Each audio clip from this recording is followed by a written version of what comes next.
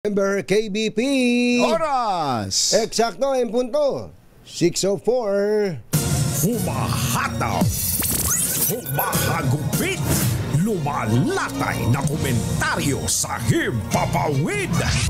2x2. Walang takot sa paghimay sa masalimuot na isyu ng bayan. 2x2. Humahataw na mga balita at impormasyon. 2x2. Ating damhin, ating lasapin ang hagupit na 2x2.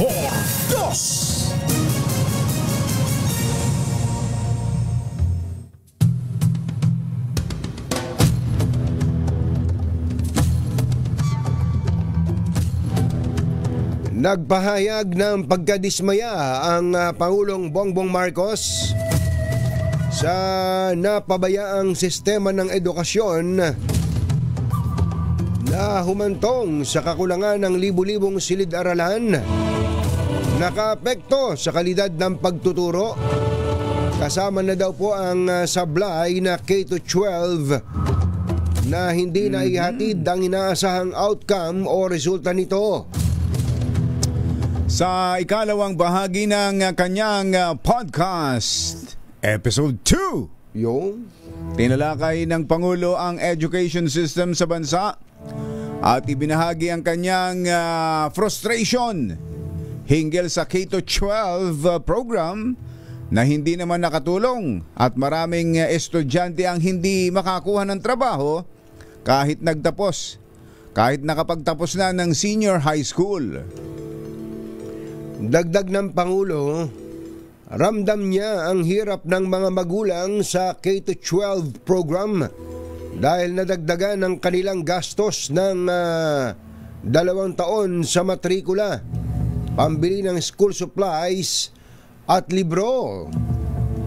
Gayunman, sinabi ng Pangulong Bongbong Marcos na ipinauubaya niya sa Kongreso ang desisyon kung aamyendahan o babawiin ang batas sa K-12 na ipinatupad sa nakalipas na 10 taon na wala namang naging bentahe sa mga estudyante. Isyu ng bayan, katotohanan. 2x2. May din ang balak, magtago ka na. 2x2. Si Jerry at si Anthony, narito na. 2x2. Hahataw ng todo, urado ka. 2x2. Ang katotohanan, dala nila. 2x2. Walang sinasamba pali, maniwala ka. 2x2. Hataw ng husto, tol, umasa ka. 2x2. 2x2.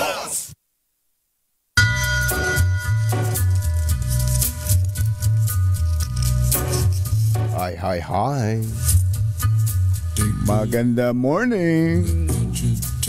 Magandang umaga, bayan! Ito po si Anthony Taberna. Ito po si Jerry Baha. Muli pong sama sa inyo ang 2x2 sa umagang ito ng Friday! Yahoo! Pupungas-pungas pa tayong dalawa. Talaga, ganun talaga. Ang hirap gumising, Napakahirap bumangon pala. Yung gumising no problem Napakahirap bumangon, lalo ganitong Friday na. Oo nga, Kapag grabe. talagang Friday na parang hinihila na tayo sa ating long weekend. Yun. Long weekend daw dyan sa Calamba, Laguna. Dahil sa birthday ni Paring Joe. Ni Jose Rizal. At birthday din ngayon ni Jose Rizalino Acusar. Ayun. At ngayon din ang anniversary ng pagre-resign sa DepEd ni Vice President Sara Duterte. Tingnan mo nga naman, Nasabi ng Pangulo ay frustrated siya sa K-12 program.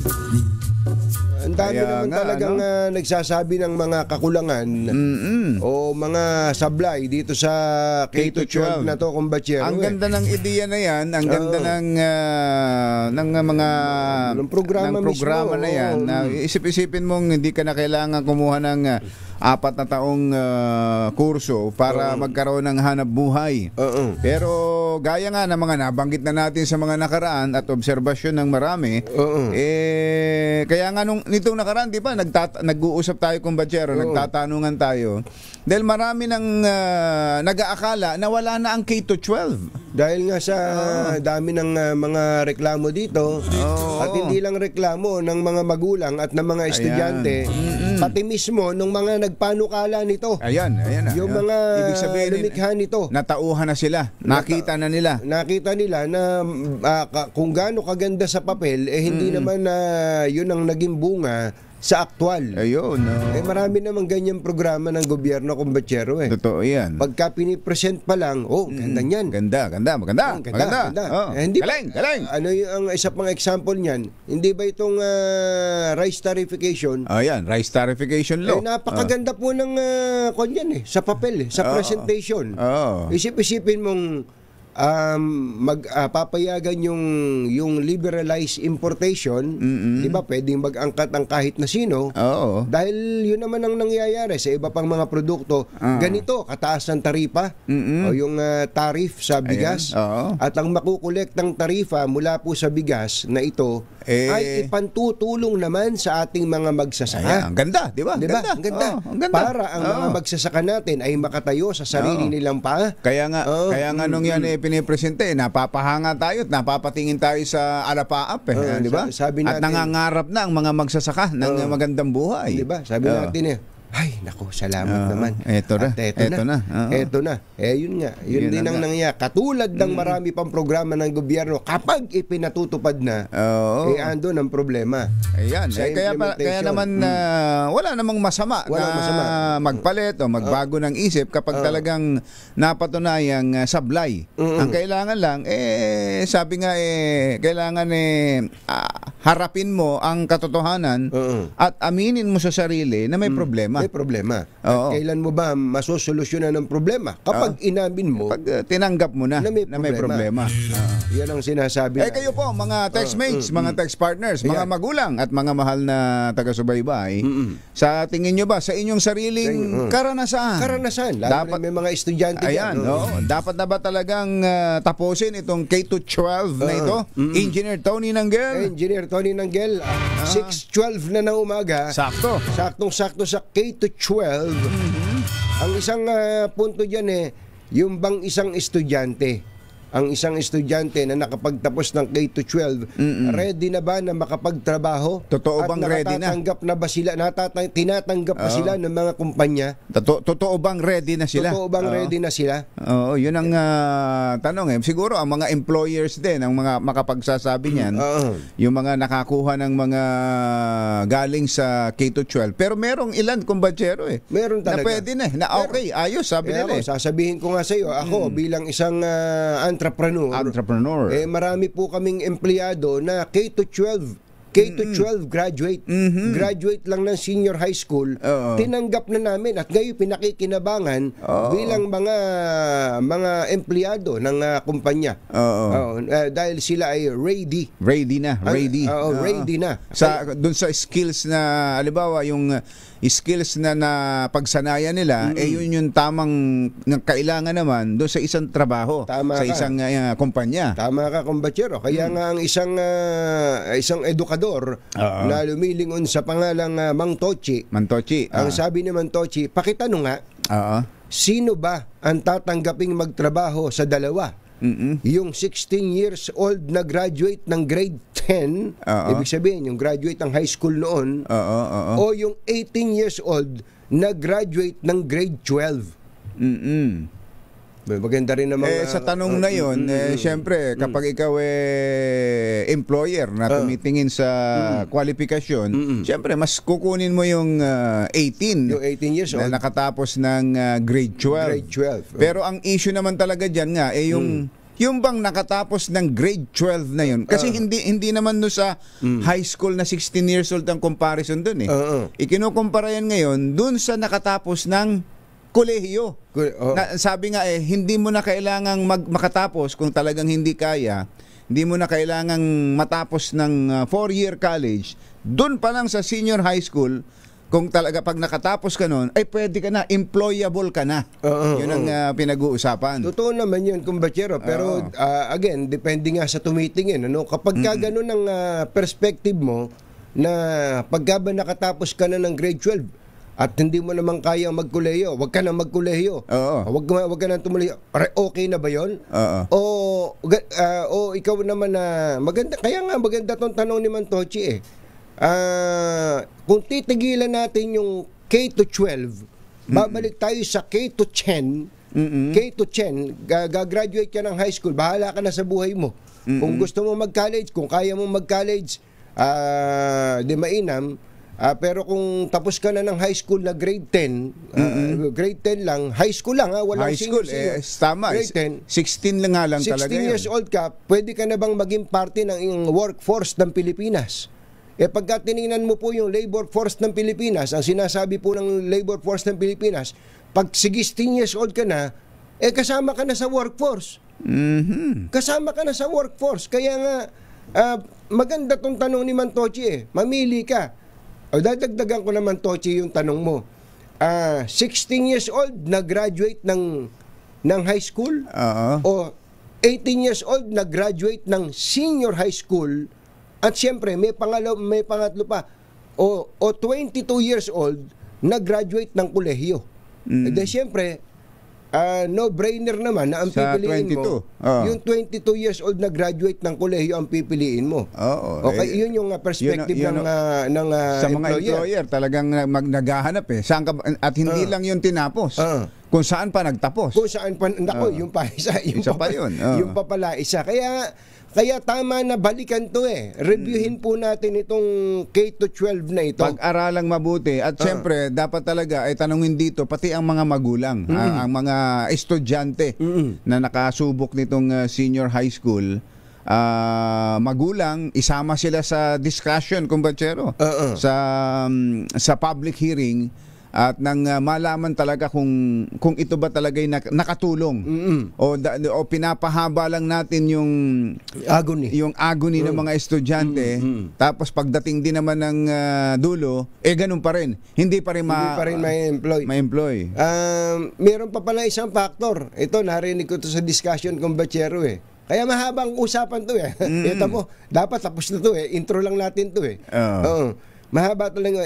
Tulad nung halimbawa, kung graduate ka ng high school sa Pilipinas, pagpunta mo, halimbawa, yung magulang mo natuwa na isinama ka sa abroad dahil doon na siya magtatrabaho. Pagpunta mo ng halimbawa ng Amerika o kaya ng Singapore o kaya ng Australia, ikaw ba magiging kolehiyo na? Pwede ka na mag-college kagaya dito sa Pilipinas. Ang sagot po hindi po. Hindi po. Pero kung tapos ka ng senior high school dito sa Pilipinas, pwede ka na mag-college sa ibang mga bansa. Sapagkat tayo na nga lang, ang wala talagang K-12. Ang tanong lang paano ba natin i-implement yung K-12 natin? Kaya napakaganda ng konsepto. Paano siya i-implement doon sa talagang konsepto niya o ideya niya? Yung ideya niya. Kasi sa ibang mga bansa, K-12 talaga. Kaya tinan mo uulitin ko lang kung ikaw tapos ng high school dito sa Pilipinas, pumunta ka sa ibang bansa, gusto mo na magkolehiyo, gaya nung ginagawa natin dito, pag tapos ka ng high school, pwede ka na magkolehiyo. Pagdating mo doon, hindi ka pa pwedeng magkolehiyo. Kasi kailangan mo mag-senior high school. Ganon din ang ending. At Anthony Taberna sa 2x2 sa DZRH. Kaya itigil na yung Facebook na yan. Dapat itigil na yung Facebook na yan.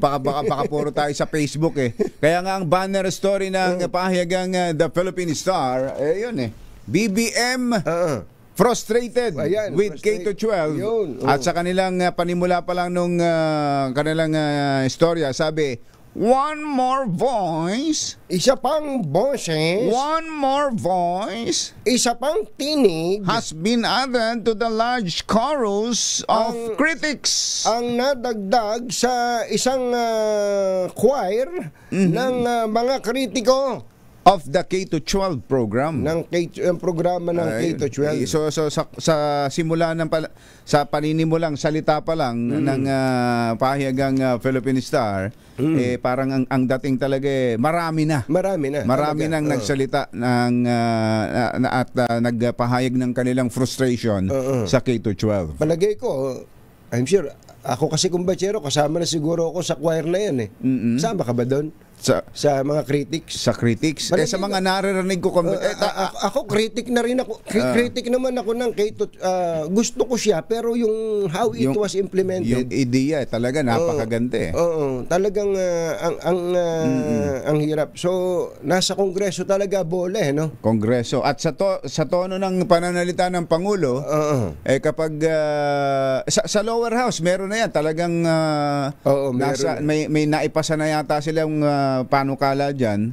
Ewan ko lang sa Senado kung saan na umabot. Pero sa pahayag ng Pangulo, pag nagdesisyon ng Kongreso, nakarating sa kanya, ay mukhang papunta siya sa pagpirma ng batas abolishing K-12. O kaya naman, kumbatsero, baka pwedeng nakakausap ko si si Congressman Roman Romulo nung wala ka. Nung wala ako. Nung isang araw. Nung isang araw, sabi ko kay Congressman Roman Romulo, pwede bang maging optional na lang yan? Halimbawa, yung isang estudyante nakatapos ng high school, gusto ko na mag-college, magaling ako eh. Diretso na. Actually daw, yun daw isang option. Pinag-usapan na kung gusto mo nang dumiretso ng college, ayaw mo nang mag-senior high school, dadaan ka lang sa parang diagnostics examination. May examen. At pag pumasa ka doon, pwede ka na magkuleyo. Mukhang may mga eskwelahan kumbatsero na nagpasabi na ng ganyan sa kanilang mga estudyante. Basta magaling ka. Dadaan lang sa examen, pwede nang dumiretso sa kolehiyo, hindi na mag-grade 11 at grade 12. Kahit wala pa yung batas. Ibig sabihin, pati ang mga eskwelahan, pabor sa pag-alis sa K-12. Totoo yun. Pero kumbatsero, ang mukhang kailangan kasi ng batas eh. Kailangan ng batas. Gusto man ng mga eskwelahan yan, gusto man ng teacher yan, pero mukhang kailangan po ng batas because this is a policy government policy to na dumaan sa legislation. So magkasundo na tayo. Magkasundo at pwede nga talaga doon sa option na yon, yung yung may choice ang estudyante. Ngayon nga, kumbatsero, meron ng hindi ba yung equivalency? Kapag hindi ka gumraduate ng kolehiyo, pero ikaw naman ay nakapagtrabaho na. Na halimbawa, halimbawa sample lang, si Het. Si Het natin dito ay 20 taon na nagtatrabaho sa DCRH bilang manager. Manager siya, pero hindi pala siya tapos ng college. Pumunta siya sa eskwelahan niya. Matagal na akong nagtatrabaho. Ganun ba? Sige. At yung bawat taon na pagtatrabaho mo. At yung pinagtatrabaho niya, may kinalaman doon sa kurso niya. Sa kurso mo. Sige, bibigyan ka na namin ng diploma dahil parang may equivalency kumbatsero, may batas ng ganyan. Mukhang nung pala tayo nag-aaral kumbatsero, kung meron yan hindi na tayo dapat hindi na pala tayo naobligang pumasok. Sa tagal na nating nagtatrabaho habang tayo nag-aaral. Oo nga, pareho kami ni kumbatsero na nag-aaral pa lang sa kolehiyo, parehong nagtatrabaho na sa radyo. Ako 17 ako nag-start. Ikaw ba? 17 din? Hindi, mga 20 na ako noon. 20.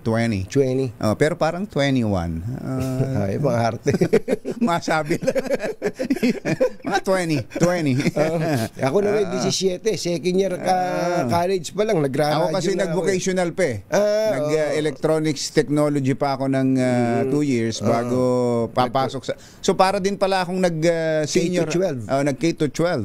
Nag-vocational ako ng 2 years electronics technology bago pumasok ng MASCOM. So naging electronics communication.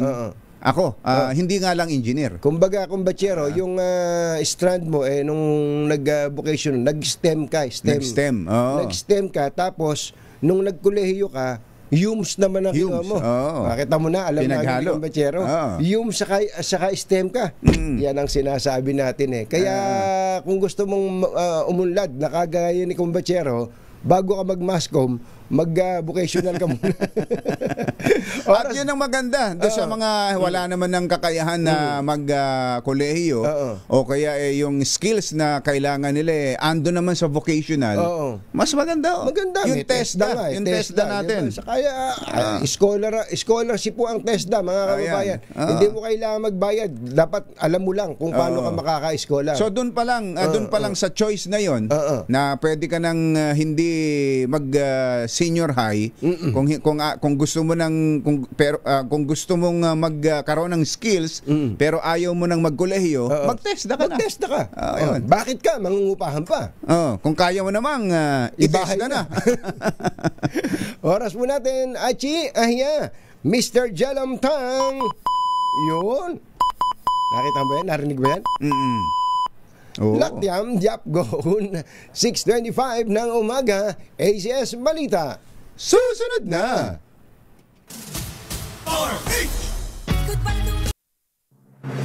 Balitang makatotohanan, balitang maaasahan. ACS Balita. Walang makakaligtas, walang makakalampas. Saan mang sulok ng kapuluan, Luzon, Visayas hanggang Kamindanawan, basta't may balita, ipagwagwagan ng sikat na tagapagbalita. ACS Balita, kasama ang 2x2 tandem Anthony Taberna at Jerry Baha. ACS Balita. Ang programang ito ay hatid sa inyo ng ACS Manufacturing Corporation, ISO certified, maker of world-class quality Pride detergent. Araw po ngayon ng Huwebes, birthday ni Gat Jose Rizal. Sa ulo ng ating ACS Balita, koleksyon sa buwis ng BIR sa first quarter ng 2025 umabot sa mahigit 1 trilyon. Malacanang may fuel subsidies sakaling magkaroon ng big time oil price high. Registration ng Duterte Youth Party List kinansila ng COMELEC. Nako. Pero maaari pang iapila. Congressman Benny Abante dineklara ng COMELEC bilang duly elected representative ng 6th District ng Manila sa katatapos na May 12 midterm elections. 2 Peking Vietnamese doctor inaaresto ng CIDG sa isang entrapment operation sa Makati. At mahigit sa 30 nawawalang sabongero patay na, ibinaon sa Taal Lake sa Batangas ayon sa isang state witness. Magandang umaga Luzon, Visayas at Mindanao. Good morning Philippines. Hello world. Kami po ang inyong mga tagapagbalita. Ito po si Jerry Baha. Ito po naman si Anthony Taberna. At ito ang ACS Balita. Tiniyak po ni BIR Commissioner Romeo Lumagi Jr. na nasa tamang direksyon ang ahensya para makamit ang target revenue collection ngayong taon. Sa katunayan, sinabi ni Lumagi na nakakolekta ang BIR ng higit 1.1 trillion pesos na buwis sa unang quarter ng taon. Ngayon 2025, ang revenue collection target ng BIR ay nasa 3.2 trillion. Naku po, malayo-layo pa pero maganda umpisa. Ngunit aminado ang opisyal na kailangan pa rin ng rebisyon sa target para isaalang-alang ang economic performance ng bansa. Samantala, inihahanda na ng pamahalaan ang fuel subsidy para sa mga sektor na lubhang maapektuhan ng tumitinding tensyon sa gitnang silangan. Ayon kay Pangulong Bongbong Marcos, ang fuel assistance ay bilang tugon sa nakikitang pagtaas ng presyo ng mga produktong petrolyo sa harap ng nagpapatuloy na palitan ng airstrikes ng Israel at Iran. Gayunpaman, walang binanggit ang Pangulo kung kailan sisimulan at kung gaano kalaki ang pamamahaging fuel subsidy sa mga naturang benepisyaryo. All the subsidies that we have always given, fuel subsidies, that we gave to, if you remember during the pandemic, lalong-lalo na yung mga nagpapasada, yung mga parmehan na buhay naman sila, bigyan natin ng fuel subsidies. Now we will have to do the same for those who are severely affected stakeholders by any instability in the price of oil. Yes. Si Pangulong Bongbong Marcos. Habang nasa likod niya si Secretary Sani Angara, buti wala na si Secretary Jay Ruiz. Kung nagkataon, na-box out na naman si Secretary Sani Angara. Oo, tsaka si Mayor Joy Belmonte. At nasa likod, mamasid-masid, si District Engineer Art Gonzales. Ayun. Parang napakabait ni Engineer Art Gonzales. Sabi siguro ni Engineer Art, tama yung sinasabi ng Pangulo. Parang nakikinig na mabuti doon sa sinasabi ng Pangulo. Tapos nasa likod niya si Bureau of Fire Director Jesus Fernandez. Ayan, sabi kompleto. niya, ayos kami dito. Ayos, tama yan, Mr. President. Baka tinatanong niyo, bakit gano'n ang tema tungkol sa energy, sa fuel subsidy? Ang mga kasama wala namang kinalaman sa energy. Kasi yan po pagbisita ng Pangulo doon sa eskwelahang nasunog diyan sa Quezon City. Oo, tama. Samantala, kinansila ng COMELEC 2nd Division ang registration ng Duterte Youth Party List sa botong 2-1. Ay kinatigan ng COMELEC Division ang isang petisyon noong 2019 kaugnay sa umano'y paglabag sa material representation dahil 34 years old na ang nominee ng partido na si Ronald Cardema nang tumakbo noon. Base kasi sa Party List System Act, 25 hanggang 30 anyos lamang dapat ang edad ng kinatawan ng youth sector. Gumamit din umano ng makinarya ng National Youth Commission ang partido. Ayon sa COMELEC, maaari pang umapila ang Duterte Youth kaya't wala pang epekto ang desisyon sa kanilang panalo nitong 2025. Ayun, pwede pang iapila. Pwede rin sigurong baguhin na yung pangalan ng party list nila. Baka Duterte Old na. Duterte Old na. Para maiba naman. Duterte Old. Ayan. Para wala na problema. Sabi siguro, tingnan nyo ibang party list. Wala naman silang problema sa edad. Wala. Ikinulong nyo yung sarili nyo sa youth eh. Ayan. Dapat wag. Sising alipin tuloy kayo ngayon. Anday pa naman ang boto ng Duterte Youth. Tatlong seats yan, kumbachero. Nako po, inang. Alas 6:34 ang ating oras. Maupay nga aga, mga kasanggayan, mga kabugtuan, mata na kamo, gising na. Idineklara ng COMELEC 2nd Division si Congressman Benny Abante bilang duly elected representative ng 6th District ng Manila sa nakaraang eleksyon. Ito'y matapos ipawalang bisa ng 2nd Division ang Certificate of Candidacy ni Luis Joey Chua Uy na ang proklamasyon ay itinuturing na annulled. Naku po. Matindi pala itong nangyari. Bago ang desisyon ng COMELEC, natalo ni Uy si Abante sa nakuha nitong 64,746 votes kontra sa 63,358 na boto na nakuha ni Kong Benny. Gayunman, hindi pa final ang desisyon ng 2nd Division at maaari pang umapila itong si Uy. Si Kong Benny Abante ay isa sa mga co-chair ng House Quadcom na naglunsad ng investigasyon sa mga kontrobersyang kinasasangkutan ng Duterte administration. Susunod! Dito boy! Nako, isang babaeng nagpatangos ng ilong, naging pango. Ano? Isang Scam yan, scam. Isang babaeng nagpatangos ng ilong, naging pango. Pambihira. Talagang scam yan. Parang na-fake siya dun, na-fake siya dun. Kaya, eto pa isa. Mga fake news ng Facebook. Nako, yari na. Mapuputol na. Facebook, ipagbabawal na sa Pilipinas. Totoo ba yan? Totoo ba yan? Yan ang sinasabi ko sa inyo. Baka fake news yan. Tanong naman yun. Ang Facebook, pwede bang ipagbawal sa Pilipinas? Nako, baka kinakabahan na siguro. Baka gusto nang mag-revolusyon ng mga gumagamit. Tanong lang naman yun. Tanong lang naman. Kaya sasagutin tayo mamaya ng batang-bata. Ang bagong-bagong reappoint. Ang bagong-bago mainit-init pang ad interim appointment mula sa Pangulong Bongbong Marcos si Secretary Henry Ruel Aguda. Yan at iba pa sa pagbabalik ng ACS Balita. 6:36 ng umaga.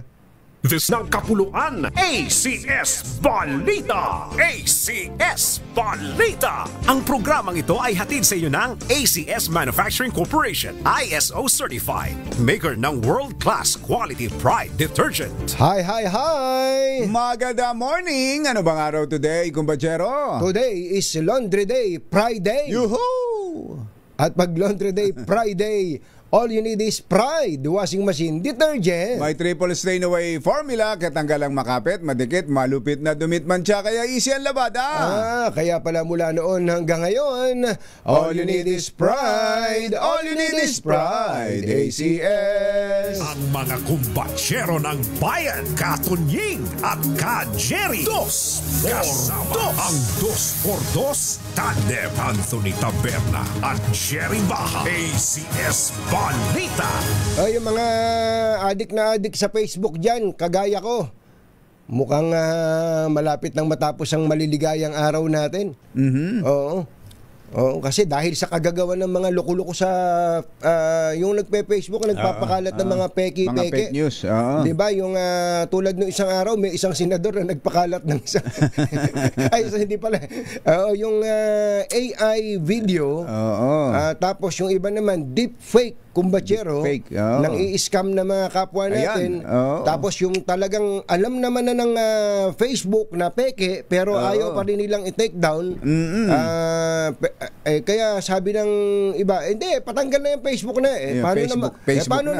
Paano naman kaming mga responsableng gumagamit ng Facebook? Yun nga. Saka ang tanong dyan, pwede ba talaga nilang mapatigil ang Facebook? Kaya ba ng gobyerno Kaya ba ng gobyerno yan? Kung talagang ang Facebook ay nagpapagamit na sa mga katampalasanan. Sige nga. Sa mga salbahe, sa lipunan. Sige nga.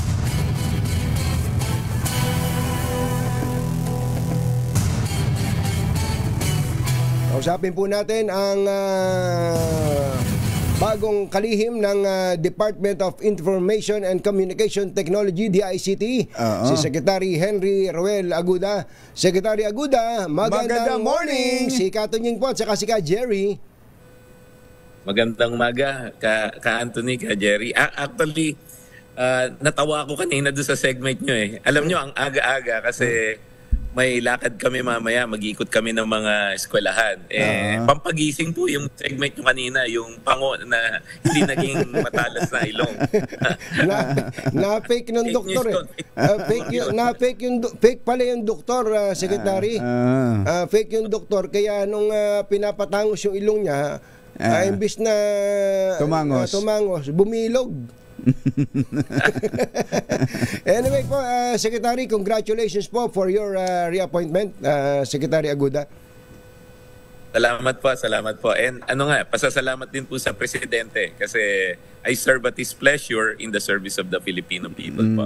Opo, ano po ba yung suot niyo na yung damit niyo na yan? Yan na ba uniform ng DICT?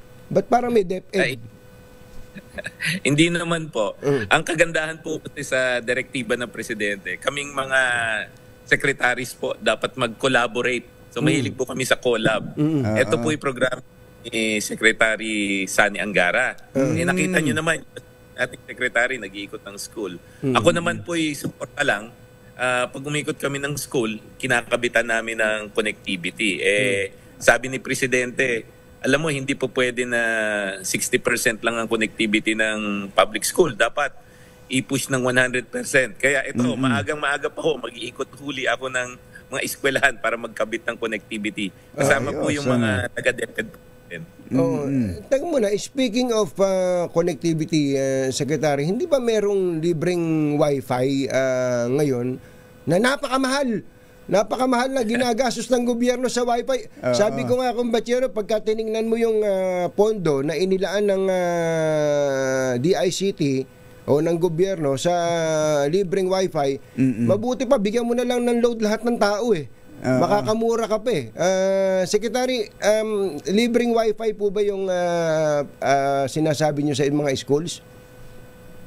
Salamat, Katunying. Magandang magandang tanong. Yung sa school po, ano yan, may programa kami, yung free wifi for all. Kasama po yan sa batas. Nasa batas yan na free internet access in public places. And tama po kayo, sa mga unang-unang ginawa ko, tinignan ko yung mga programa ng departamento.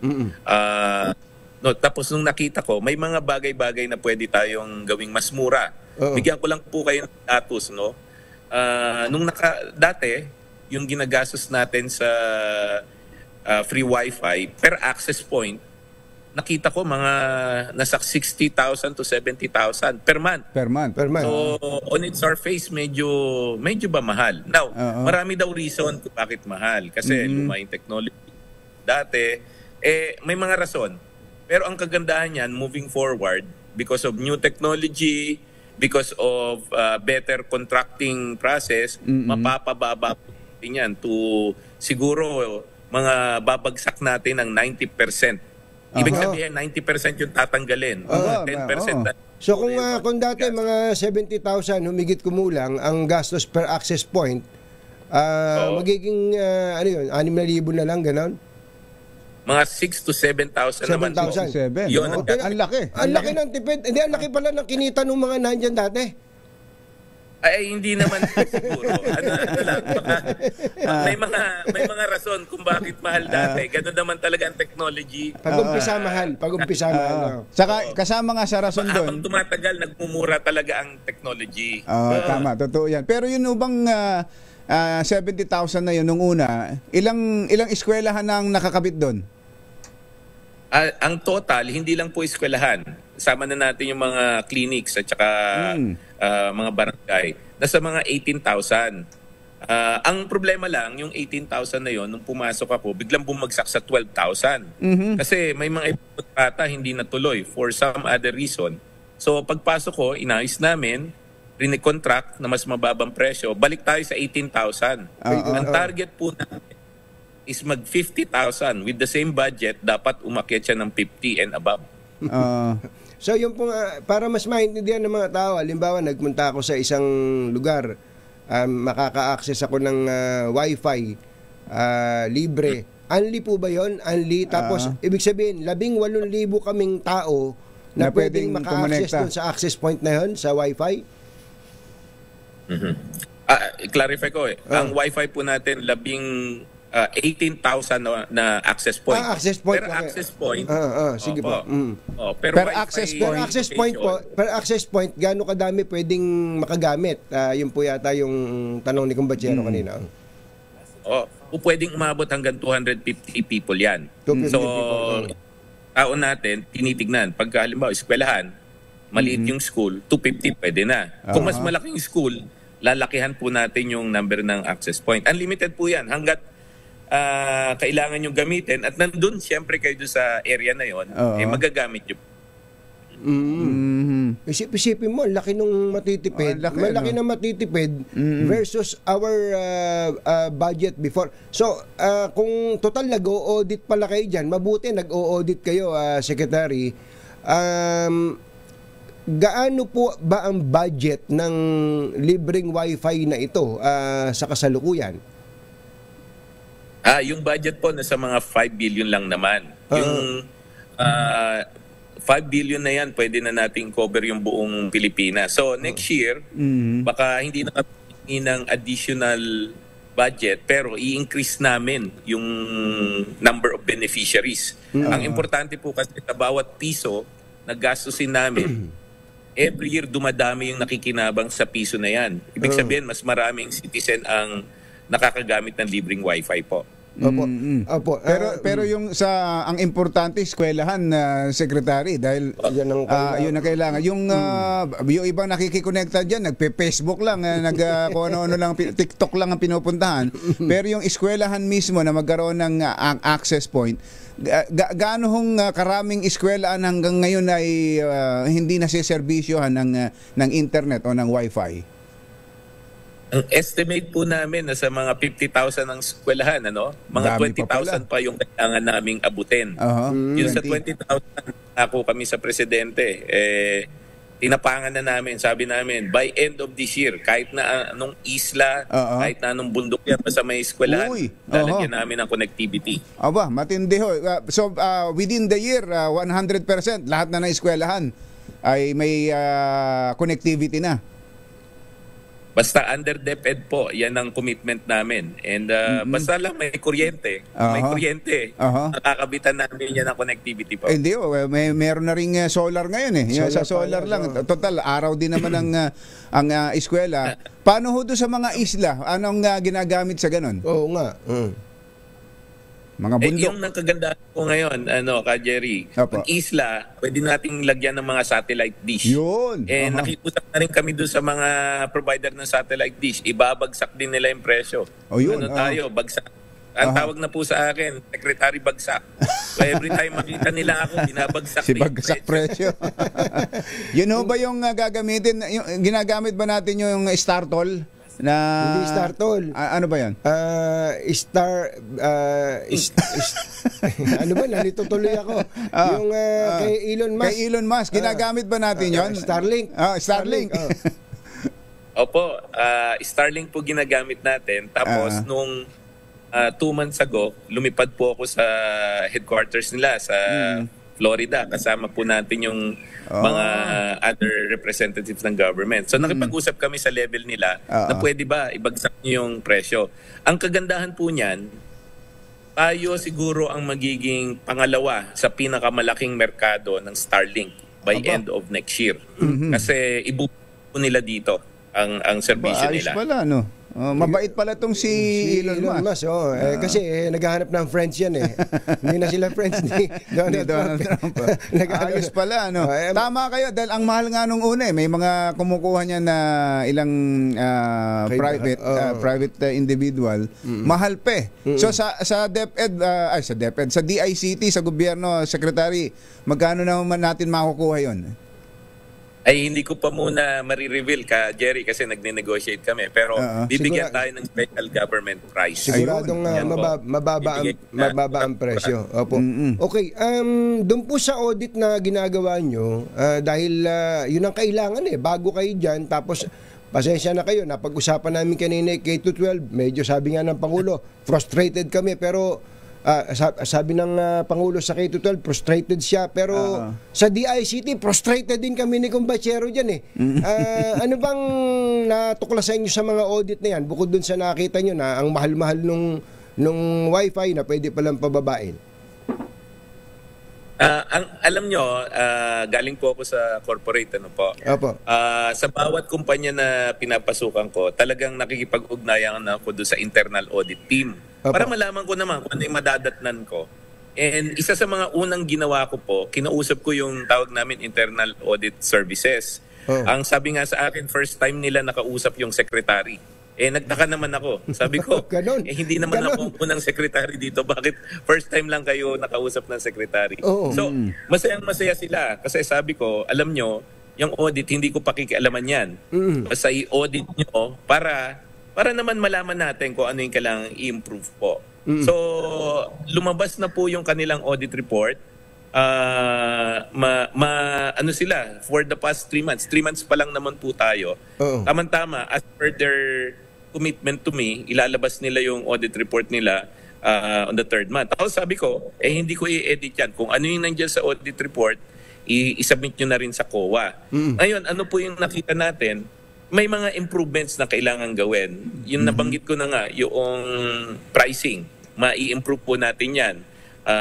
Yung pong mga assets ng gobyerno na hindi ba masyadong nagagamit, kailangan magamit na. Dahil meron pong direktiba si Presidente, lahat po ng government assets dapat i-maximize.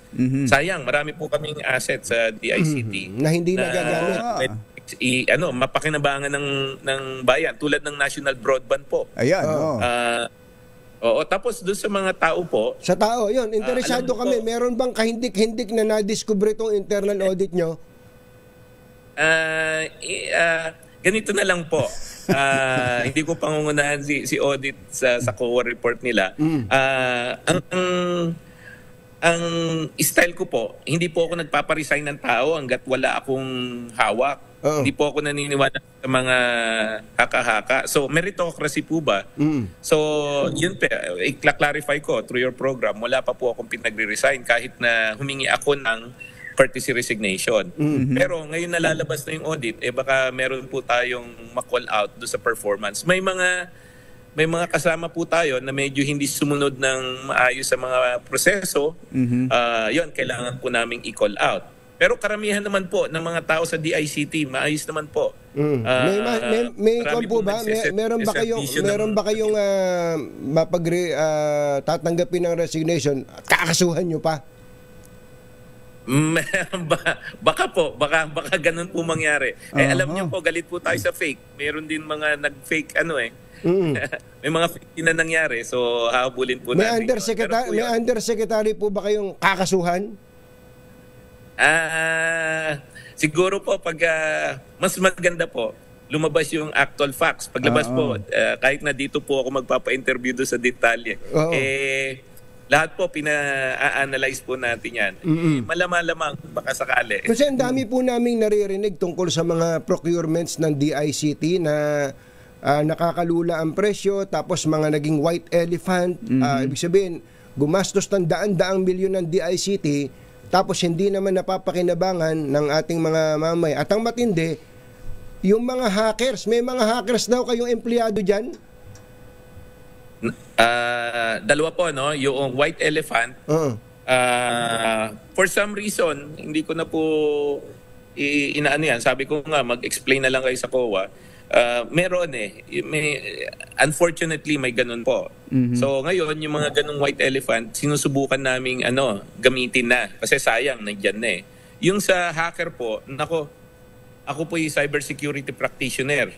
Ang sa akin po, ang hacking nagsisimula from internal problem. O ibig sabihin in the organization. Kapag mali yung pagkaka-hire mo ng tao, pwedeng yan yung mang-hack sa'yo.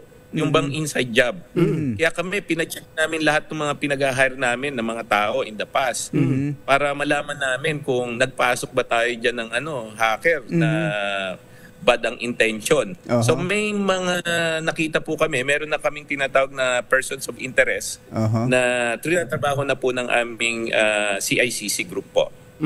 So meron kayo confirm. So confirm po yung information na natanggap namin na meron kayong empleyado na hackers talaga sa labas na ang hinahack pa gobyerno. May ganun nga po. Kinukolektahan na namin ng ebidensya at alam nyo, yung intel nyo po is intel na nakuha ko rin nung pagpasok ko. So sineryoso po namin yan. Hindi dapat na kami bilang DICT ang nagbabantay ng cybersecurity maluwag kami sa mga ganyang pag-hire ng mga tao. Dapat ang hinahire namin yung talagang gagawa ng maayos, hindi yung makukompromiso po kami. Ako po yung naging biktima sa hacking.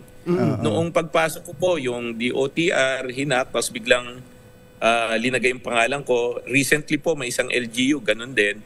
Akala po nila hindi namin sila siniseryoso.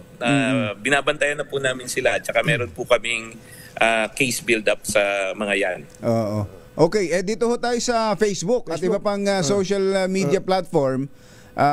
Pinakikinabangan natin yan. Maraming bentahe yan. Pero marami ring napatunayan tayo nitong mga nakakaraan na ito'y nagagamit sa kasamaan, sa scam. Kaya ba ng gobyerno na ipatigil ang Facebook o kaya ano ba pwedeng gawin sa kanila sa dami na ng reklamo, Secretary? Jerry, alam nyo, isa sa mga una talagang habilin sa akin yung fake news na yan Hindi lang ng Pangulo, kundi pati mga mga religious organization, civil society. Sabi nila mas talamak ang fake news, and pag hindi natin pinigil yan, isipin mo yung mga anak natin lalaki sa mundo na hindi nila lamang ang truth at saka ang kasinungalingan. Kinausap ko na po Meta, ilang beses ko na po sila kinausap. And ang sabi ko po sa kanila, para maliwanagan po ng publiko, hindi po tayo humihingi ng special attention. Hindi po tayo humihingi ng special dun sa kanilang community standards. Gusto lang po natin matreat yung Pilipinas fairly. Kasi bakit ba naman sa ibang bansa nagagawa nila yan? Napipigil na yung fake news. Medyo unfair naman po sa atin. Kasi sa totoo lang, hindi rin naman sila nagbabayad ng corporate income tax dito. Kaya ang laki ng kinikita nila. Ganon? Hindi sila nagbabayad ng tax sa Pilipinas? Hindi sila nagbabayad ng tax sa Pilipinas? Income tax, hindi po. Kasi wala silang entity dito. Opo. Okay. Oo. So, kung ang tanong nyo, pwede bang patigil yan? Pwede po. Kasi, pagka meron na pong clear and present danger na tipo bang sasabihin nila yung Palawan, hindi part ng Philippine territory, malabo na yon. Tapos kinukontinue pa nilang ina-advertise. May national security aspect na po yon. Hindi kasama na rin po yung mga yung mga fake news na kumukuha ng investment sa public. Madami na pong ganyan. Ang dami niyan. Nasira yung buhay dahil sa fake news. So ano pong kailangan pa ba ng batas doon? Kailangan pa ba ng batas doon o on your own powers and authority pwede na pong ipatigil, i-switch off na lang ang Facebook sa airspace ng Pilipinas kung ganon? On our own po, ang position ko po pwede. Pero po pwede po tayong umabot hanggang Supreme Court. Baka sa Supreme Court, mas maganda, desisyonan nila kung tama yung batas na implementation namin. Ngayon, maliban dyan, yung bagong Congress po at saka Senate nagsasabi they're willing to consider additional powers para sa DICT to regulate the platforms. Hindi lang Facebook po yan, lahat po ng social media platforms. Ayun, gusto natin yan. Kailangan po ng mga kababayan natin maprotektahan tayo, especially kung kinall out nyo na po sila, sinabi nyong peki ito, ayaw pa rin nila i-take down. Meron na ba kayong ganong experience? Kinall out nyo na sila pero ayaw nila i-take down? Meron po, ilang beses. Ang problema po, may in-offer sila na compromise. Ang compromise nila, tawag nila demotion of content. Sa akin, bakit demotion of content? Dapat removal of content pagka kami na nagsabi na peke yan. Pag gobyerno na. Medyo pinatatagal po nila kasi yung proseso. Gusto ko po sanang explain sa publiko bakit advantageous kay Facebook ang fake news. Bakit po? Alam niyo po, ang fake news, ang Facebook kumikita sa paramihan ng click. Ano ba naman ang maraming mag-click-click kapag ang news mo is nagunaw na ang mundo? Di lahat mag-click-click. Pero bawal yun kasi fake naman yun. Mahilig sila sa ganon. Sa akin unfair. Pwede ka naman kumita, pero wag naman yung makakakit ka sa kapwa. Baka naman ho yung Facebook o ibang social media platform naghihintay lang talaga ng batas. Baka sabihin na ibalik sa atin wala namang kayong batas tungkol dito Bakit nyo kami i-regulate? Bakit nyo kami pagbabawalan? Wala nga ho ba, Secretary? Meron po. May international treaty pa nga na binaviolate nila. Mahirap na pong i-narrate dito lahat ng mga batas na nandyan. Pero alam nyo po, ito po yung kasabihan natin Pag gusto, may dahilan. May paraan. Pagka gusto, may paraan. Pagka ayaw, may dahilan. Maraming dahilan na lang. Talagang ayaw nilang patanggal Secretary Henry Aguda, maraming salamat po at masarap kausap to sa Secretary. Dapat maulit. Sana maulit muli. Sana maulit muli. Secretary, salamat po sa pagkakataon. Magandang umaga po. Baka hinahanap na kayo sa Brigada Eskwela ninyo. Thank you. Opo, maraming salamat po. Tatakbo na ako bago mag-school opening ngayong araw na to. Maraming salamat po. Salamat po, Secretary. Thank you po. So tama yun, kumbachero. May batas. Meron pa mga international treaty na pwedeng i-invoke ng ating pamahalaan. Nagatid sa kabuuan ng ating ACS Balita. Ito po si Anthony Taberna. Ito po si Jerry Baha. Balitang makatotohanan, balitang maaasahan. ACS Balita. Ang programang ito ay hatid sa inyo ng ACS Manufacturing Corporation, ISO Certified, maker ng world-class quality Pride detergent. Ang pinatibay na ng panahon, 2x2. Meron kasi tayong natanggap, kumbatsero, na report na bahagi nung ongoing CICC investigation ngayon. Bago na kasi CICC executive director ngayon eh. Sino ba? Yuel, ano pangalan? Aboy ba? Paki-type mo lang. Paki-type mo lang, Yuel. Mga kaibigan, tina-type na po ni Yuel. Renato Aboy Paraiso. Aboy Paraiso. Si Aboy. So pinalitan na yung si Yusek Alex Ramos. Yusek Ramos. Merong initial report, kumbatsero, na yun daw pong cyber attack sa DOTR, PNP at NTC kapareho ng attack scheme na naipost ng mga nahuling local hackers. Binanggit yung mga pangalan na kumbatsero ng mga local hackers na ito. At yung isa doon ay involved sa Comelec hacking incident noong 2016. Isang software engineer po ito sa isang kumpanya, nakakontrata ng gobyerno at ng DICT.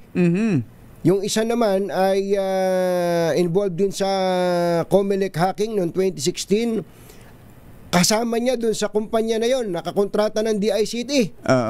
At yung isa naman, kumbatsero, a certain hacker, ang pangalan total, kung lang naman na to, pseudonym, Clamor, na involved na rin daw po ito sa iba't ibang mga hacking incident. Founder ng isang, ang pangalan ng grupo Death Note Hackers Philippines. Itong mga to, kumbatsero, nasa DICT. Nasa DICT. Ano sabi ni Secretary kanina? Meron silang mga person of interest. Na may iniimbestigahan sila. Ay, paano ka ngayon magiging kampante? Yun ang hahak pala na kinatatakutan natin. Andon, kasama natin. Kasama natin. Pero ginagawa ho yan, di ba, ang ilang mga kilalang hacker dito sa atin, kinuha ng mga kano eh. Hindi lang ng mga kano. Pati ng mga kana. Tingnan nyo na. Ibig sabihin, may pakinabang sa kanila. May pakinabang. Pero yung dapat talaga malinaw kung bakit sila hinire. Bakit sila hinire at kung ano yung gagawin nila habang sila under government's supervision kung sila empleyado. Ang problema, kumbatsero, ang mga binabanggit na hackers ay piniperwisyo ang pamahalaan para at yung iba pang mga institutions, kumbatsero, para ano? Anong pakinabang nila doon? May ibang motivation yan. Yun ang problema. Yun ang problema, kumbatsero. So hindi sila nagagamit doon sa kung bakit sila kinuha sa dahilan. Ay, nako, nanang ko po. Ang laki ng problema. Kaya tama itong auditing na ginagawa mo at Secretary Aguda. Meron kang isang kasama dyan, matindi. Hindi lang tungkol dun sa mga may kinalaman pa sa data mining, kumbatsero. Data mining, yung mga nakukuhang impormasyon sa mga mamamayan, ipinagbibili. Tingnan mo nga naman yan. Anthony Taberna sa 2x2 sa DZRH.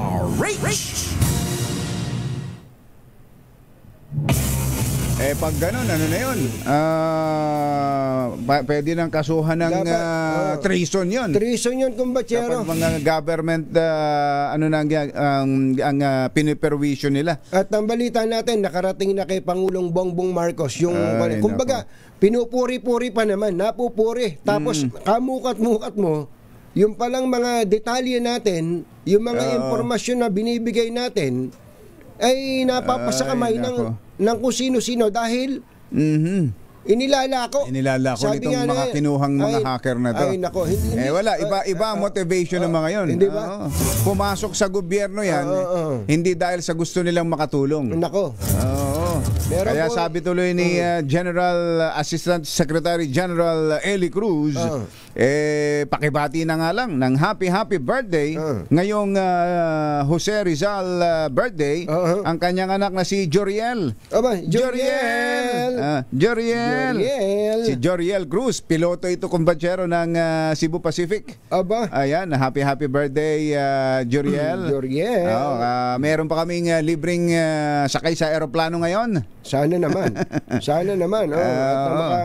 Makasakay naman tayo dyan. Joriel, happy birthday. At tinatanong lang ni Justice Hinerhito, ito, pwede bang ipakongratulate yung anak ko who just graduated from DLSU, Bachelor of Science in Business Management cum laude? Hindi po pwede. Justice Hinerhito, hindi po pwede. Ano ba pangalan? Hindi namin pwedeng batiin yan. Ito pangalan, si Jean Oliver Wendell SG Hito. Congratulations, Jean Oliver. Ikinarara cum laude, ha? Cum laude lang naman. Meron akong kilala. Kanino kaya nagmana? Malamang kay sa Mrs. ni Justice Hito. Meron pa isang cum laude rin. BS Psychology naman, kumbachero, ng New Era University, si Lady Jen Capiñanes. Congratulations, Lady Jen. Ito, manang-mana rin sa nanay ito. Manang-mana sa nanay. Manang-mana din sa ninong. Ayun, din naman. Lady Jen, congratulations, at ang graduation ay sa Philippine Arena gaganapin. Bukas yan. At ngayong araw na to, ngayong oras na to pala, nandyan ang malakas promo team natin sa barangay Banyadero, Calamba. Birthday ni Gato Rizal. Banyadero, Calamba, Laguna. Doon po sa mga kababayan natin, lakasan niya po yung mga radyo ninyo. Banyadero. Magandang pangalan yan, Pwedeng gawing pangalan ng programa yan, Banyadero. Subok na matibay. Laging naliligo. Banyadero. Banyo.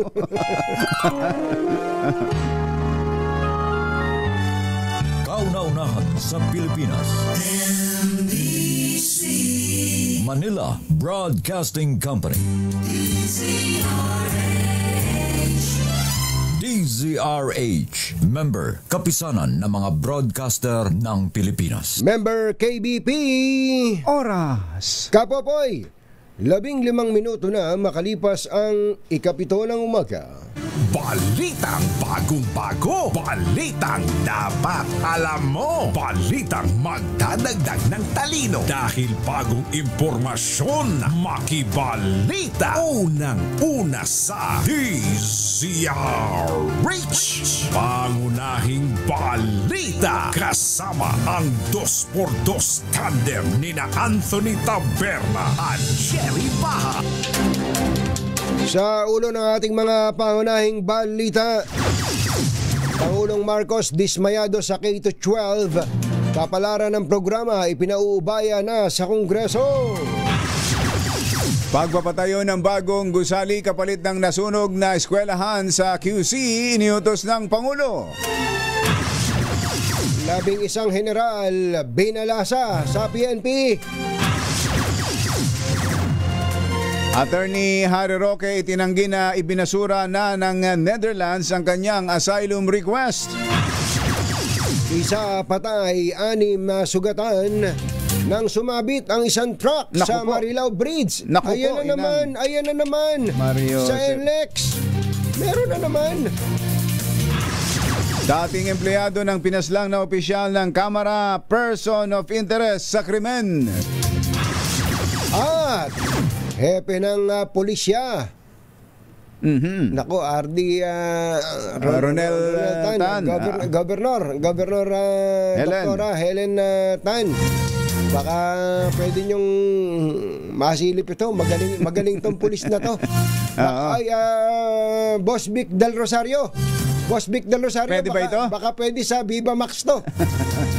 Hepe ng pulisya sa isang bayan sa Quezon. Huli sa akto ni Mrs. Nakikipagtalik sa Kalaguyo. Ano? Sa isang hotel. Caught in the act. Magandang umaga, Luzon, Visayas at Mindanao. Good morning, Philippines. Hello, world. Kami po ang inyong mga tagapagbalita. Ito po si Jerry Baha. Ito po naman si Anthony Taberna. At ito ang... Pangunahing balita.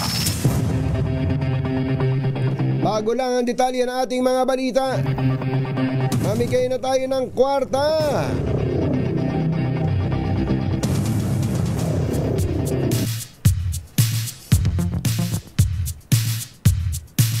May nanalo na, kumbachero. Ayan, Diyan sa Barangay Banyadero, Calamba City, Laguna, ando ng ating RS6 Sherin Alfaro. Go, go, go! Yes, katunying ka, Jerry, dito nga sa Kabukiran, dito sa Calamba, ang pinakamayamang syudad dito sa Calabarzon region ay mababanago pa rin ng malawak na kabukiran ang malakas na pakikinig sa radyo dahil dito sa small town lottery station na to ay nakikinig ng DZRH yung kanyang radyo nasa kalsada. Ayan naka 666. Oo, tatay, pangalan mo? Renato Tison. Tatay Ronaldo, palagi ka nakasunin sa DZRH. Oo. Bakit? Bakit naman? Bakit? Namumubra. Ano ba lumabas? Ayan yung kanyang patayaan sa small town. Small town lottery ng PCSO. Ano ba yung laging tumatama? Ang mga numerong laging maswerteng tumatama, tatay? Anong malabas? Minsan pabalik-balik ang labas. Anong numero? Yung Yan, 236. 236. Balik-balik yan. Nakadalawang labas na. Ayos pa rin. Pagka may tumatama, magkano sa inyo doon? Ayun, malato na, nagtsaka porsyento. May porsyento? May Magkano porsyento porsyento, kuya? Sa piso, 7. 7 centavos, 7%. Malato, Kumpumi sa tama. Sa Balato. Conforme. STL ho yan. Hindi ho ba wedding yan, tatay? Hindi, STL. STL. Sold lang. Pero anong mas maganda kita, sa STL o sa wedding? Hindi, ano na illegal Oo. Kaya walang huli.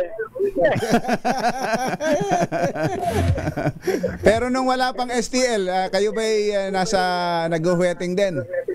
Oo. Matagal talaga na.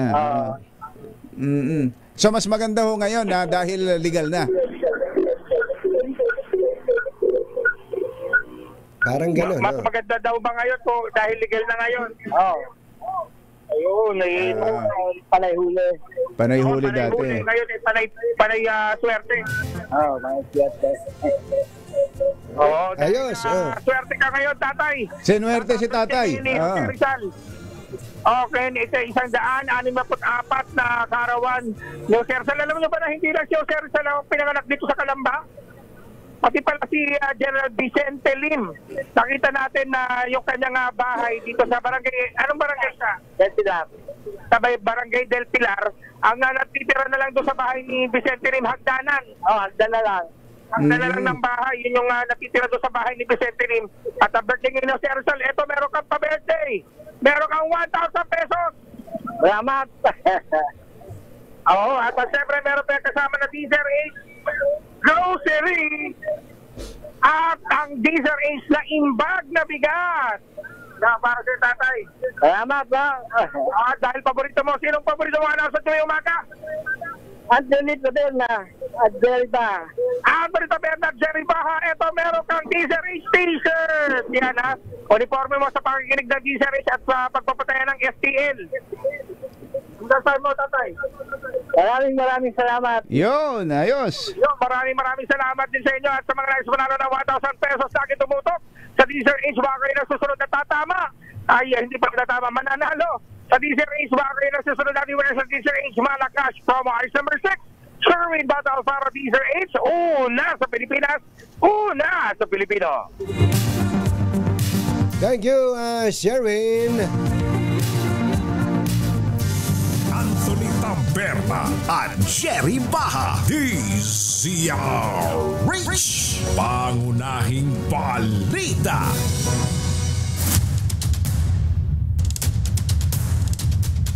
Marami nang na-excite dito. Unahin na natin siya, kumbachero. Sige. Meron daw hong 11 general ang may bagong pwesto. Meron ng sinimulan na palang balasahan sa PNP, RH52 Edniel Parosa. Kami na Jel! Epektibo ngayong araw, Hunyo 19, ang malawakang balasahan sa matataas na opisyal ng Philippine National Police sa reassignment order na inilabas sa PNP Personnel Records Management sa pangunguna ni Police Major General Costasio Chinayog. 11 general ang inilipat sa pwesto, kasama dyan sina Police Brigadier General Jason De Guzman ay kinalaga bilang Regional Director ang Police Regional Office sa Bangsamoro Autonomous Region.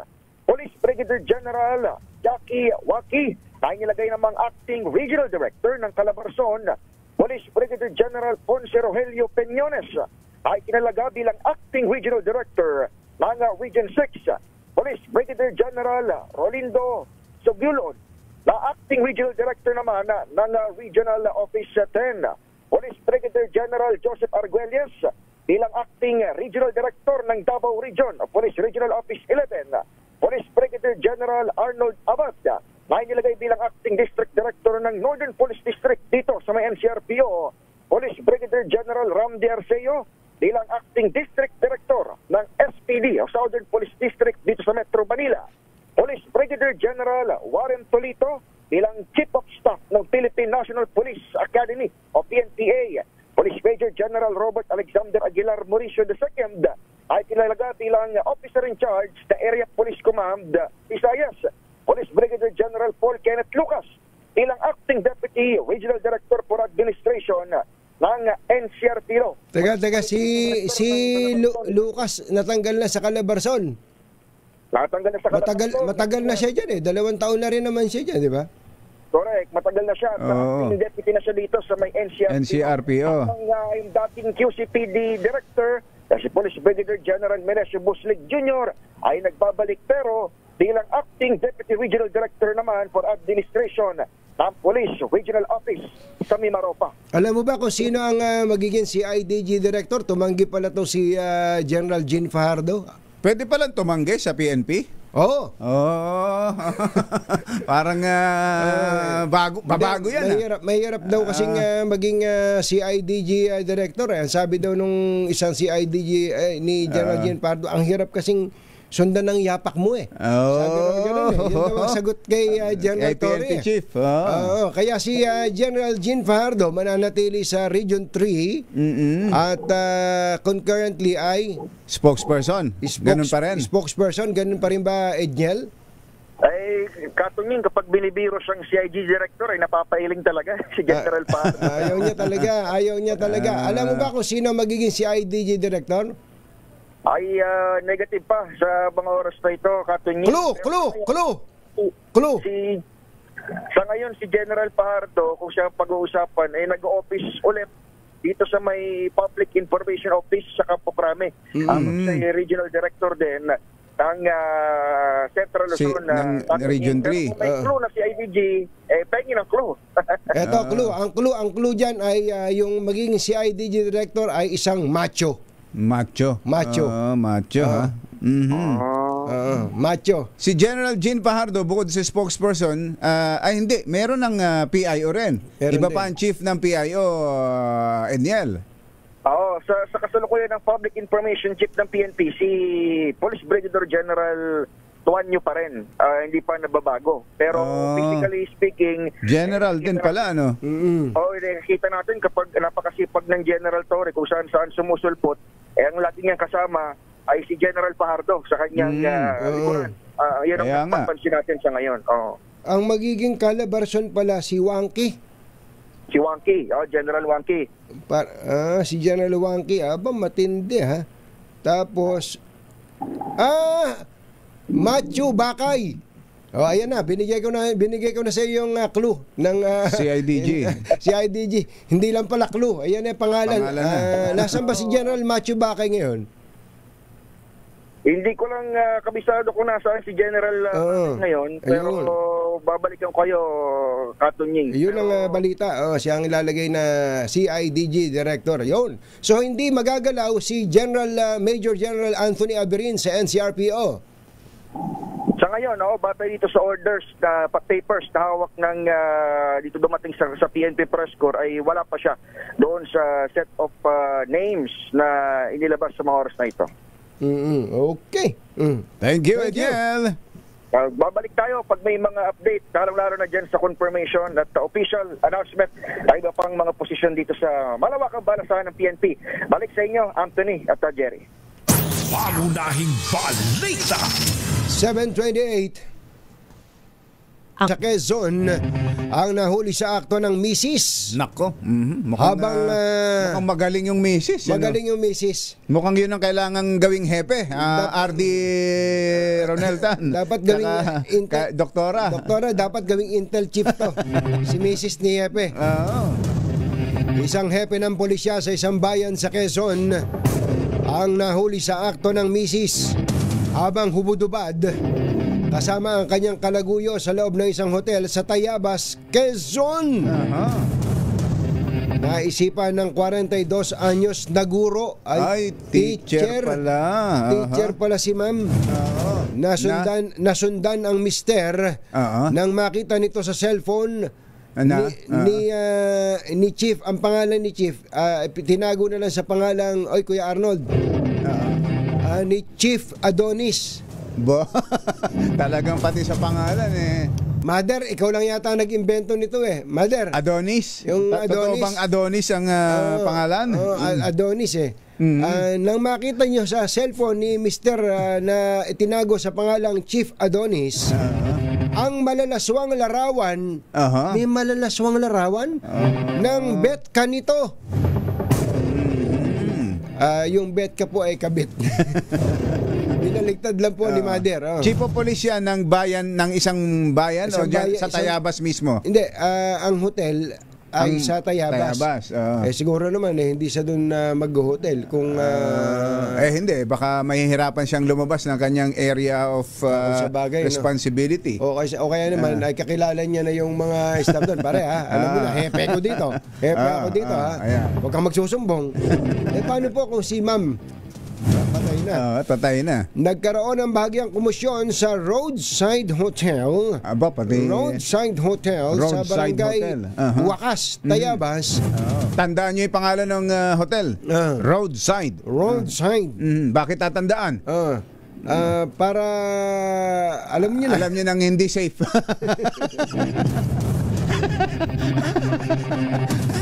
Pabira magpayo Pabira magpayo itong dalawa to.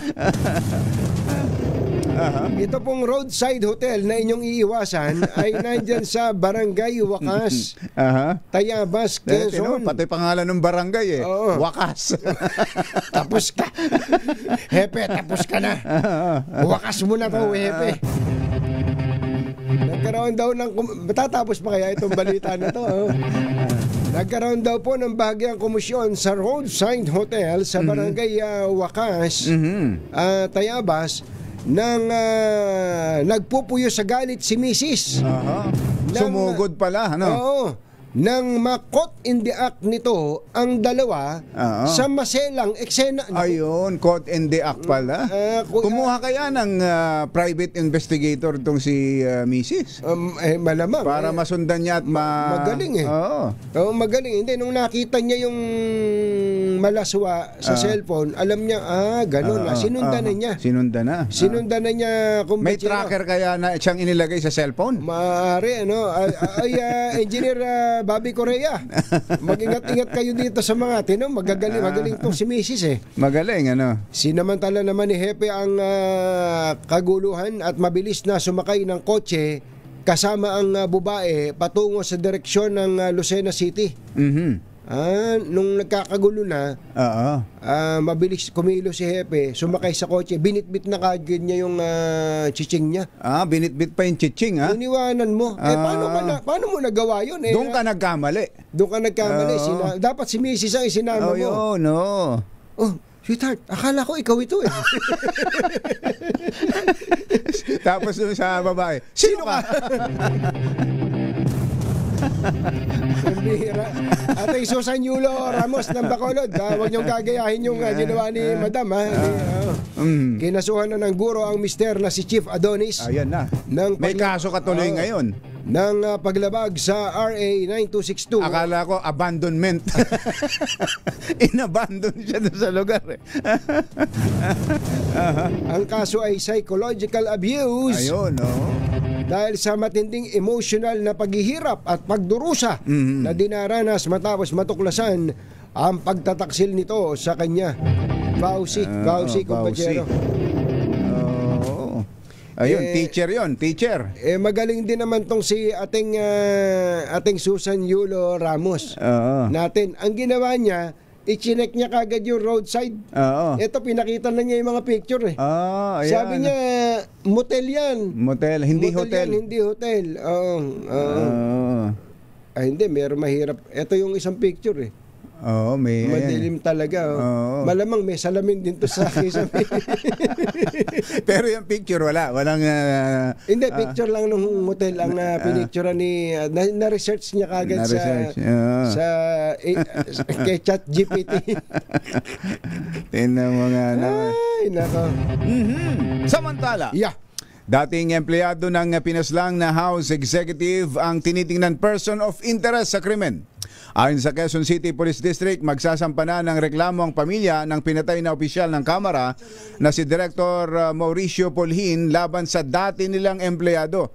Sinabi ng pamilya Polhin walang ibang kaaway ang naturang ang kanilang ang mister maliban sa natukoy na person of interest. Sa ngayon ay hawak na ng QCPD ang larawan ng gunman mula sa kuha sa CCTV at tiniyak na agad itong isa sa publiko oras na makumpirma ang pagkakakilanlan. Isa ang patay habang 6 ang sugatan ng sumabit ang isang 18-wheeler container truck sa Marilao Bridge habang dumadaan sa North Luzon Expressway. Parang naulit lang itong eksena na to. Diba nagkaroon pa ng kanyan dati, batay sa investigasyon, lumagpas ang truck sa height limit ng tulay. Ba't pinadaan pa? Dahilan upang lumapat ang bubungan ng truck sa tulay. Sa lakas po ng impact, nahulog ang beam ng Marilao Bridge at tumama ito sa kasunod na Mitsubishi Adventure. Yun ang masaklap. Yun ang matindi. Sakay ang 6 na magkakaanak na patungo sana sa Baguio. Hindi naman itong pangyayari na to. Bumaligtad ang AUV sa tumagilid dahilan upang masaktan ng mga sakay kabilang ang isang bata habang nasawi naman ang isang 53 anyos na lalaki na nasa likurang bahagi ng sasakyan. Ayon sa driver ng truck, hindi niya inakala na sasabit ang kanyang sasakyan kaya nagdire-diretso siya. Matatandaan na noong Marso, isa rin truck ang bumangga sa Marilao Interchange Bridge dahilan upang masira ang tulay na nagdulot ng 2 linggong matinding traffic. Maging si Pangulong Bongbong Marcos ay dismayado sa nangyayari sa K-12 program. Sa isang podcast interview, sinabi ng Pangulo na dagdag gastos lamang sa mga magulang ang karagdagang 2 taon sa pag-aaral ng kanilang mga anak sa high school. Ngunit dahil anya may batas na nag-institutionalize sa K-12, ipinauubayan na lamang ng Pangulo sa Kongreso kung anong nararapat na gawin tungkol dito. Sa ngayon ay inatasan ng Pangulo si Education Secretary Sani Angara na ayusin ang naturang programa para matugunan ang job mismatch at unemployability ng K-12 graduates. We'll see what the Congress will do. But while the law is still K-12, basta't ang sinabi ko kay Sec Sani Angara, pagandahin natin ang husto habang nandyan pa yan. Pangulong Bongbong Marcos. Susunod! Dito po! Totoo ba ito?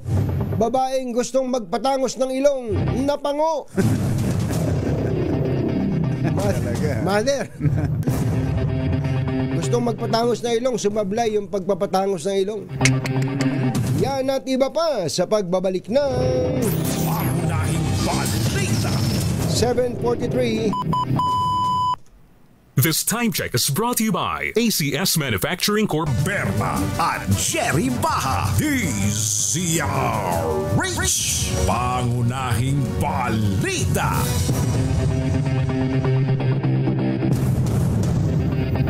Alas 7:49 ng umaga, nauwi sa matinding pagkadismaya ang sanay long-awaited transformation ng isang babae sa Makati City.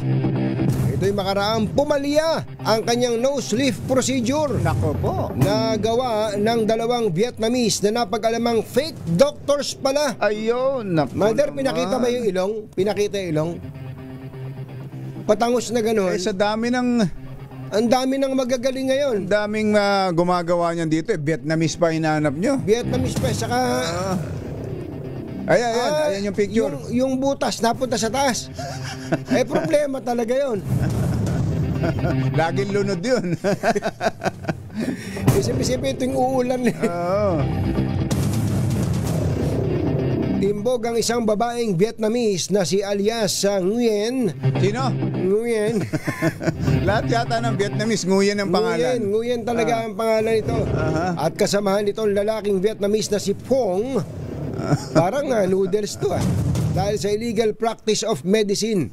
Ayon sa CIDG-NCR, hindi totoong doktor o medical technologies ang dalawang suspect at marahil ay marunong lamang silang gumawa ng nose lift procedure. Sakay nasa custody sila ng CIDG at naharap sa kasong paglabag sa Medical Act of 1959. Binunyag ng isa sa mga suspect na patay na ang 34 na nawawalang sabungero at ang kanilang bangkay ay ibinaon sa isang lugar sa Taal Lake, Batangas. Ayon sa suspect, isa sa 6 na security guards sa Manila Arena na gustong maging state witness, kilala niya ang utak sa krimen at handa siyang kilalanin ito. Batay sa pahayag ng sikyo na itinago sa pangalang Totoy, pinatay ang mga biktima sa pamamagitan ng pagbigtisa at gamit ang alambre. Bukod sa mga sabungero na pinatay dahil sa pandaraya sa sabong, sinabi ng suspect na doon din sa Taal Lake nakalibing ang ilang pinatay na drug lords. Nagpasya ang suspect na magsalita at sabihin ang nalalaman sa krimen dahil sa mga bantang natatanggap niya at ng kanyang pamilya. Ipinag-utos ng Pangulong Bongbong Marcos sa DPWH na planuhin ang reconstruction ng nasunog na gusali sa San Francisco High School sa Quezon City. Ano yung umuugong na yun, Het? Ayun. Wala. Ayun, may napindot kaya yata. Ayon sa Pangulo, kailangan itong palitan ng bago dahil hindi na uubra kung kukumpunin lamang ang natupok na gusali. Pagkakataon na rin anya ito para i-upgrade ang pasilidad at gawin ng 4 na palapag. Sinigurin ng Pangulo na papalitan maging ang nasirang mga kagamitan, lalo na ang mga teaching materials. In the meantime, Public Works has already been, of course, I've already instructed the Public Works, the Department of Public Works, tignan nila and what will it take, how soon can we rebuild it. Ang plano yata, ito 2 stories, gagawin 4 stories, tapos man yung ibang facilities na kailangan. So, in a way, it's an opportunity for us to upgrade the building. Ang Pangulong Bongbong Marcos. Pinabulaanan ni Attorney Harry Roque ang sinabi ni Justice Secretary Boying Rimulya na tinanggahan ng Netherlands ang kanyang asylum application. Ayon kay Roque, hindi ito ang unang beses na naniwala si Rimulya sa umano'y fake news hinggil sa kalagayan niya sa ibang bansa. Ginit ni Roque, ongoing pa ang status ng kanyang aplikasyon para sa asylum at tanging ang makakaalam ng resulta nito ay ang mismong aplikante o ang gobyerno ng Netherlands. Dagdag pa ni Roque, sa ngayon ay tinatrabaho na niya ang pagpaparehistro bilang residente ng The Hague. Binigyan na po ako ng temporary residence card. At ako po ngayon ay nagre-rehistro in the process of registering as a resident of The Hague. At matapos po dyan, ay bibigyan ako ng BSN number na katumbas po ng SSS number. No? Social so Security. I'm in the process of settling down as a resident of the Netherlands. Si Attorney Harry Roque. Sino yung wow? Si Henry at si si Miss O ang nag-i-interview. Akala ko si Dick Gordon Wow, Philippines. Wow, Philippines. Thank you, Kuya Henry. Samantala, Pangunahing balita sa showbiz. Magandang dilag. uy, nag-message sa atin si Kuya Art Samaniego.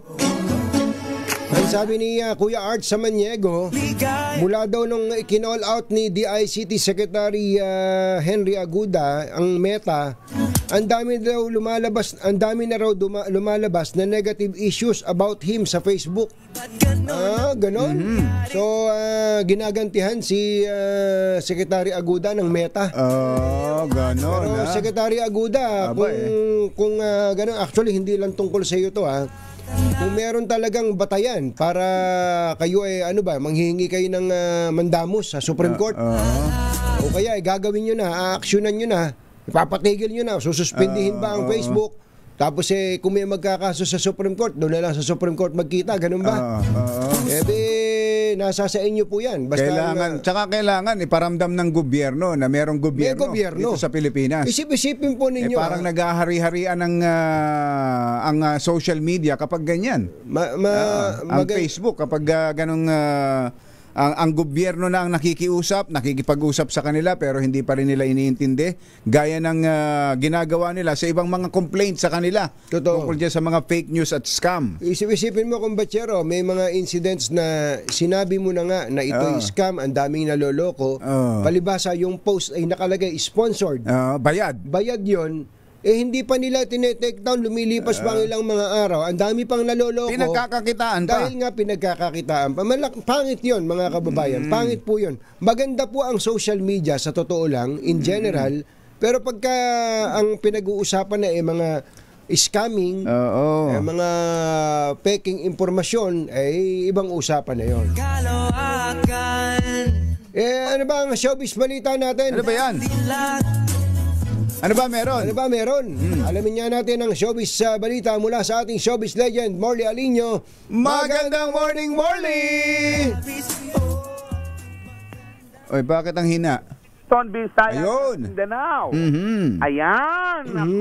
Uy, yung palang roadside motel, kumbachero, Morley, ay taga Lucena daw ang may-ari niyan. Taga Lucena? Sabi ni Kuyang Jerry Haspio, na isang taga Chaong Quezon. Alam na alam. Pati may-ari Tingnan mo nga naman. Anyway, nakakaawa naman pala ang kalagayan o naging kalagayan itong si actress sa ibang bansa noong mga panahong iginugol niya ang mahabang panahon sa kanyang pamilya. Nagkapamilya itong si magandang actress na dating sexy, na nagpapasexy sa showbiz. Pero ang nangyari sa kanyang marriage, parang nawala na lang at sukat dahil nagkaroon sila ng problema ng kanyang asawa. Ang matindi nito, nung sila ay nagkahiwalay na, yung kanyang mga anak ay ipinagdamot sa kanya na hindi nga daw ipinakikita, birthday, bagong taon o kahit anong okasyon ay hindi man lamang daw makasama ng naturang actress ang kanyang mga minamahal na anak.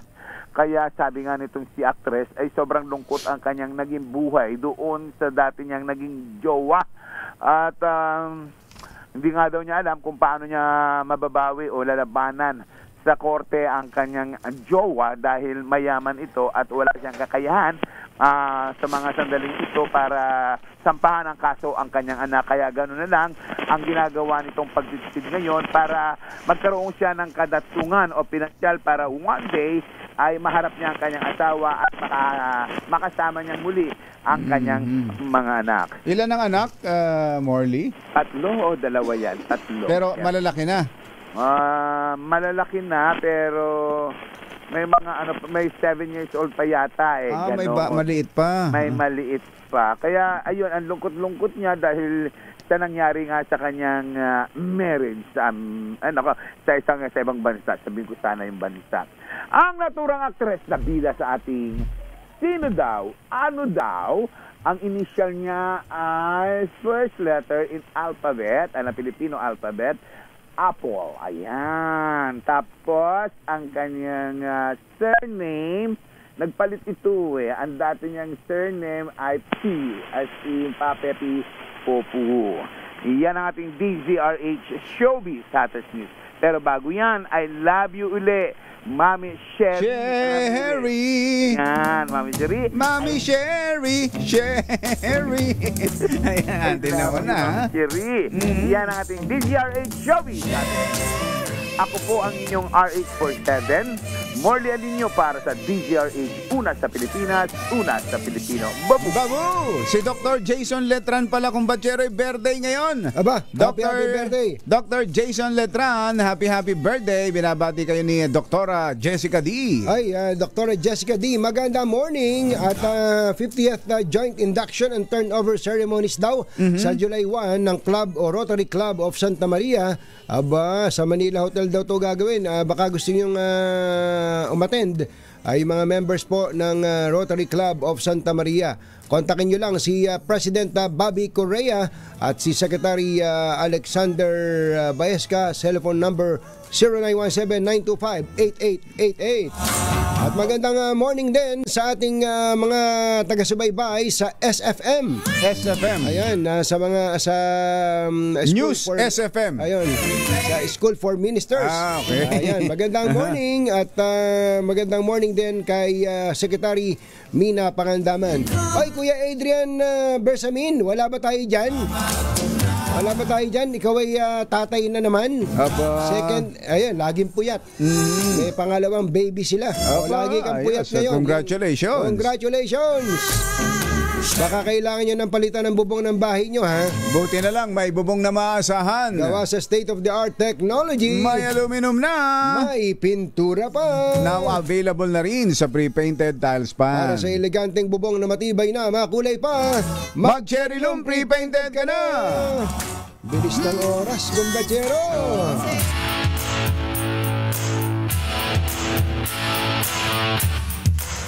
Mantochi, good morning.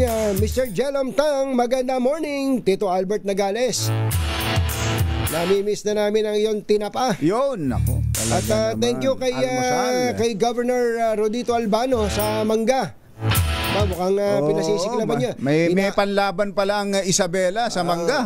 Tingnan mo nga naman. Gusto niyo bang sabihin kay Kong Doming Mariano at saka kay Gov Jun Ebdali na magpatamisan tayo?